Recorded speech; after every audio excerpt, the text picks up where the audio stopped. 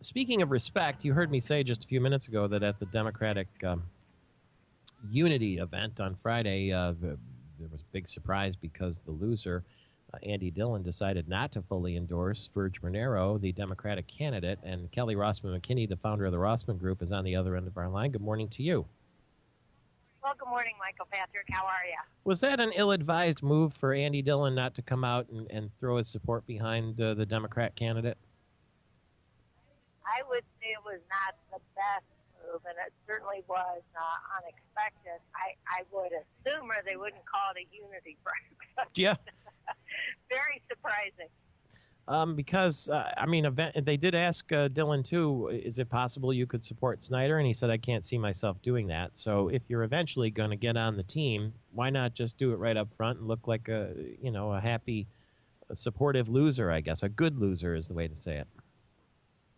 Well, I think that probably what's at play here is that there are certain components of what Andy had intended to accomplish as governor that he wants to make sure that Virg Bernero is embracing. Mm-hmm. And so he's probably using it as a negotiating tool. I'm not sure how much strength he's got in that regard, but Andy's kind of known as a cerebral guy, as witnessed by his campaign.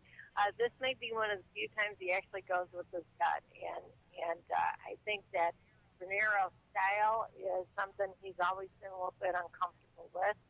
I'd be surprised, frankly, if he didn't keep his powder dry for a while. He and Snyder are much more similar than I think really Andy and Virg are.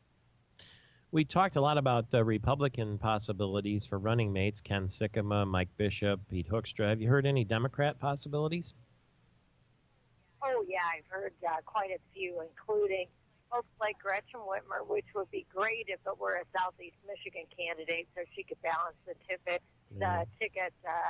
gender and geographically. But given the Democratic Party's roots and its commitment to diversity, the general consensus is that you need an African-American candidate. So folks like Reggie Turner, who is on the state school board and attorney with Clark Hill down in Detroit, his name's come up. Detroit City Councilman Gary Brown's name has come up. Alma Wheeler-Smith, who bowed out of the race and endorsed Virg Bernero. So there are a number of excellent candidates whose names are being bandied about. What would happen if Rick Snyder invited Andy Dillon to run on the ticket with him? Well, you got two white guys, both from Southeast Michigan, so I'm not sure it's all that bright. All right. Thank you very much for the chat this morning. Good to catch up with you. It's been too long, and I know we'll talk again soon. Kelly Rossman-McKinney, the founder of the Rossman Group. From